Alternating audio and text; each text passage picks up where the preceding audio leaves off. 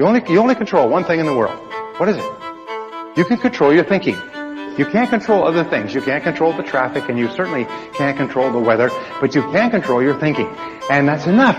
Because if you will control your thinking, you control the whole world. Singapore is a tribute to human thinking. Singapore is merely an external expression of the very best thinking that has gone into building this country. This country is based on mind power. It's the most amazing thing. Look at these beautiful hotels and convention centers and office buildings. I mean, these are mental. These were mental before they were physical. Are you with me so far? It's really important to understand that. It's kind of an overwhelming thought. I had a hard time with it when I was in my early 20s. You mean my life, which was not that great, has been created by myself? Yes, it's been created by myself. So I said, well, then I'm going to start to get my thinking in harmony with what I want, rather than keep thinking the old crummy thoughts. All right, so thoughts are causes, conditions are effects. Now what this means, and it brings us to the great law, which is the foundation of all religion and all philosophy, is that you become what you think about most of the time. You become what you think about most of the time. This is the underlying principle of all religions, all philosophy, all psychology, all success, all metaphysics. Everything is you become what you think about most of the time. So the question is, what do you think about most of the time? By the way, this law is always true, except there are a couple of exceptions. If there weren't exceptions, then every young man would turn into a young woman by the age of 20. But nonetheless, you do become what you think about most of the time. Now, by the way, one of my subjects when I was poor is I began to study self-made millionaires. Self-made millionaires are people who start with zero and within one working lifetime pass the $1 million mark. But here's the point, is I studied self-made millionaires. These are people who started with nothing. They started with no money and maybe limited education. Sometimes they were brand new immigrants. Sometimes they couldn't speak the language, and they made more than $1 million. So tens of thousands of them have been studied over the years to find out what they do differently. And wouldn't that be a good thing to know, by the way? Say yes. I mean, if you want to be a self-made millionaire, I can promise you this. If you don't know how they think, you can't make it. In other words, if you want to go somewhere but you don't have a map, you can't get there. So I began to study them, and I found, what do you think self-made millionaires think about most of the time? They think about becoming financially independent. Because financial independence to them is very important. They want to reach the point where they don't have to worry about money. After that, they will spend. What do you think poor people think about all the time? They think about how little money they have and think about spending everything they have. And everything they can borrow or put on credit cards. So self-made millionaires are always thinking in terms of financial independence. Poor people are always thinking about how poor they are. Now, if you want to become a self-made millionaire, starting point is begin thinking about financial independence. I'll talk about this in just a second. So, go back to my question. What is it that successful people think about most of the time? Come on, this is real simple, but it's really important. What is it they think about most of the time? Success? You're right. They think about what they want most of the time and how to get it. Now, these are the two turning points in your life. Think about what you want and how to get it. What is it that you really, really want, and how do you get it? And that's what they think about most of the time. And if you think about what you want most of the time, you start to move toward it, and it starts to move toward you. If you think about how you can get it and what you can do to move faster toward it, you begin to see all kinds of ideas. You all know these things about the brain, but the fact is, if you plant an idea in your brain, you suddenly start to see all kinds of possibilities to achieve the idea. Successful people are successful because they think and talk about what they want. Unsuccessful people are unhappy because they think and talk about what they don't want. They think and talk about the people they're mad at and their bad experiences and their bad luck and their bad job and just shut up. Okay. They whine and cry about their situation, but successful people are thinking about what they want and how to get it most of the time.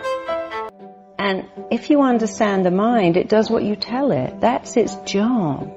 And if you tell it better stuff, you have an amazing life. And if you tell it mediocre stuff, you have a mediocre life.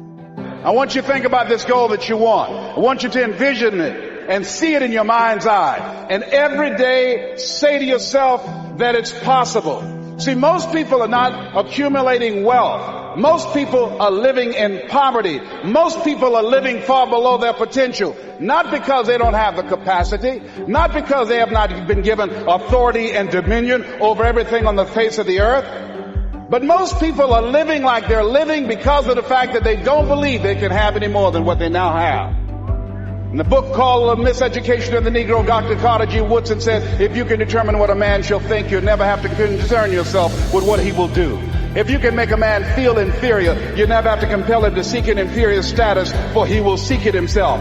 And if you can make a man feel justly an outcast, you never have to order him to go to the back door. He'll go without being told. And if there's no door, his very nature will demand one. That's why Scripture reminds us, be ye not conformed to this world, but be ye transformed by the renewing of your mind. So every day you have to sell yourself and get out of your mind those old thoughts, that old belief system. Every day you've got to sell yourself on that it's possible.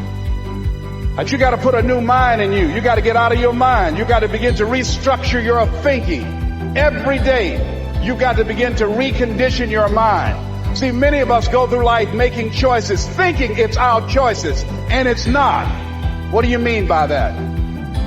I'm reminded of the great anthropologist Margaret Mead.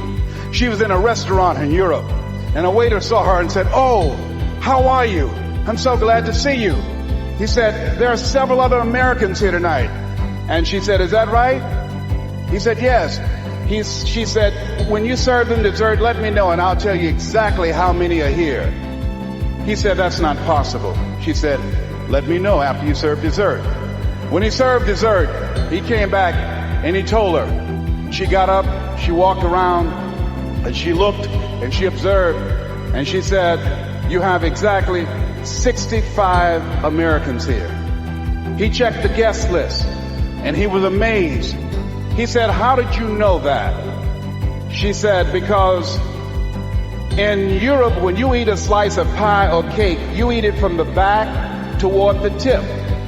In America, when we eat a slice of pie or cake, we eat it from the tip toward the back." How many of you, when you eat a slice of pie or cake, you eat it from the tip toward the back? Raise your hands, please. Good. Now, what else is in your mind? What else are you doing unconsciously that you don't even know? I'm going to say something and I want you to answer it after it. I want you to end it for me. Winston tastes good like what? How many of you don't even smoke Winston but know it? Raise your hands, please. Now, that commercial been off the air for 30 years. 30 years. See, let me share something with you. The easiest thing I've ever done was to earn $1 million. The most difficult thing I've ever done was to believe it could happen to me. That was the most difficult part. To believe that given my circumstances, if my birth parents came down this aisle right now, I would not know either one if my daddy came up here or my mother came up here.